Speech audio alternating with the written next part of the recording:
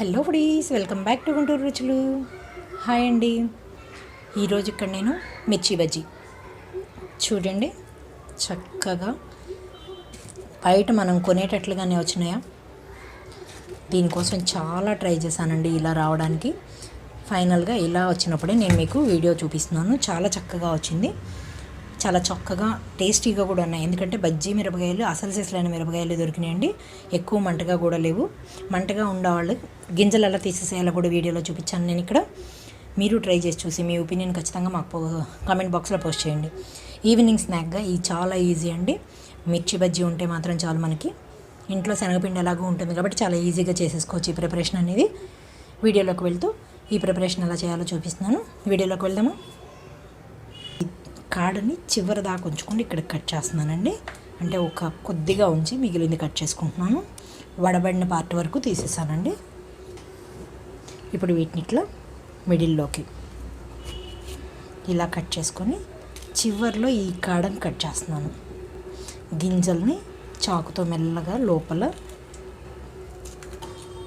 గింజలు మంటగా ఉంటుంది కాయ అనుకుంటే మాత్రం మెల్లగా ఇలా అన్నీ కూడా కట్ చేసేసి తీసేసేయండి.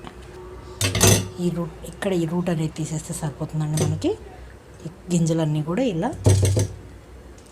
కిందకు వచ్చేస్తాయి. చూడండి, కొద్దిగా ఉంది కదా. ఇప్పుడు మీరు కావాలనుకుంటే వీటిని కూడా ఇలా కట్ చేసి తీసేసేయచ్చు. చూడండి, వీటన్నిటిని తీసి పక్కన పెట్టేసుకుంటున్నాను.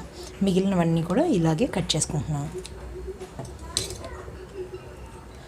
మంటగా ఇష్టపడే వాళ్ళైతే ఈ గింజలన్నీ కూడా ఉంచేసుకోండి. ఇలాగే మిగిలిన అన్ని కాయల్ని కట్ చేసి పెట్టుకోవాలి.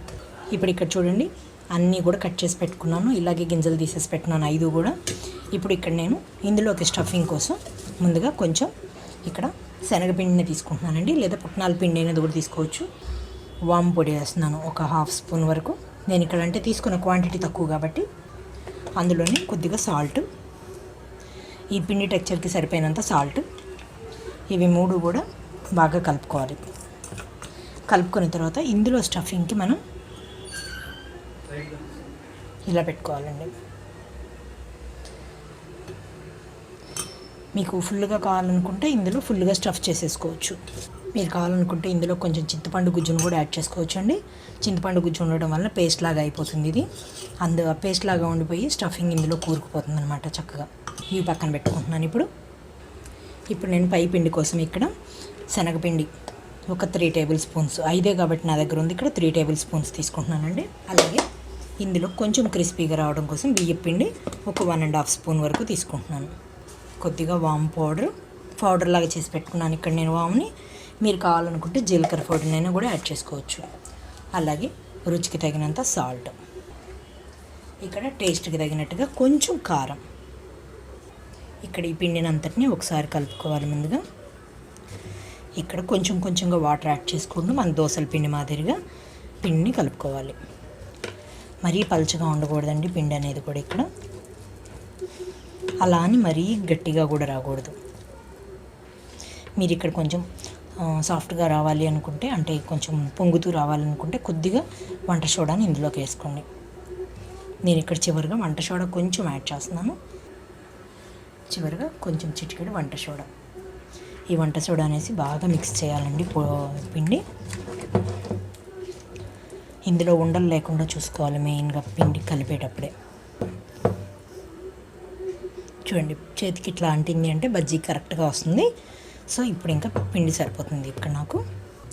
ఇక్కడ చూడండి, ఆయిల్ తగినంత వేసి వేడి చేసుకున్నాను. ఆయిల్ హీట్ అయిపోయిందండి. ఇక్కడైతే ముందుగా ఈ పిండి కలిపి పెట్టుకున్నాను కదా, ఈ బజ్జీ మిరపకాయని ఇలా వేసుకొని ఇక్కడ మనం ఎప్పుడైతే పొడి అయితే ఓపెన్ చేసిందిగా పొడి పెట్టామో అక్కడ చెయ్యి కొంచెం బొట్టనవేలు ఆనిస్తూ పిండి అంతా ఇలా లోపలికి కూడా వెళ్ళేలాగా చూసుకొని ఇలా వేసేసుకోవటమే.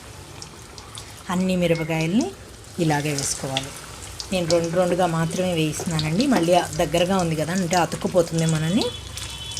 ఇక్కడ నేను స్టవ్ను వచ్చేసి బాగా హై ఫ్లేమ్లో నుంచి మీడియం ఫ్లేమ్లోకి టర్న్ చేసుకున్నాను. చూడండి, చక్కగా విడివిడిగానే బాగా వేడివేడి మీద ఆయిల్ ఉన్నప్పుడు మాత్రమే యాడ్ చేసుకోవాలండి. ఇవి మెల్లగా రెండో వైపుకి టర్న్ చేసుకోవాలి. నేను వేసిన తర్వాత ఎందుకు మీడియం ఫ్లేమ్లోకి టర్న్ చేశానంటే లోపల ఉన్న మిరపకాయ కూడా ఈవెన్గా ఉడకాలి కదా, వేగిపోవాలి కదా, అందుకోసం అనమాట. రెండు వైపులా కూడా క్రిస్పీగా వేయించుకున్న తర్వాత మొత్తం టర్న్ చేసుకుంటూ వేయించుకోవాలి. ఇలా వీటిని ఒక ప్లేట్లోకి తీసుకుంటున్నానండి. ఇప్పుడు ఆయిల్ అంతా కొంచెం కారేలాగా చూసుకుంటూ ప్లేట్లోకి తీసుకోవాలి.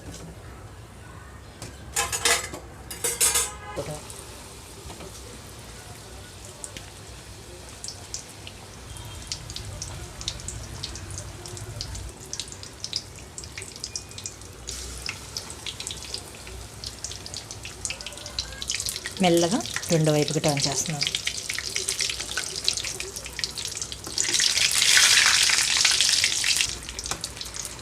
ఒకవైపు అంతా గోల్డెన్ కలర్కి వచ్చేసింది, చూసారు కదా. రెండో వైపు కూడా అలాగే రావాలి.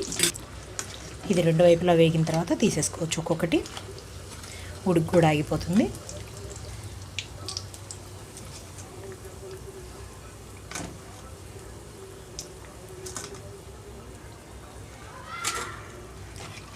స్టవ్ ఆఫ్ చేసేస్తున్నాను.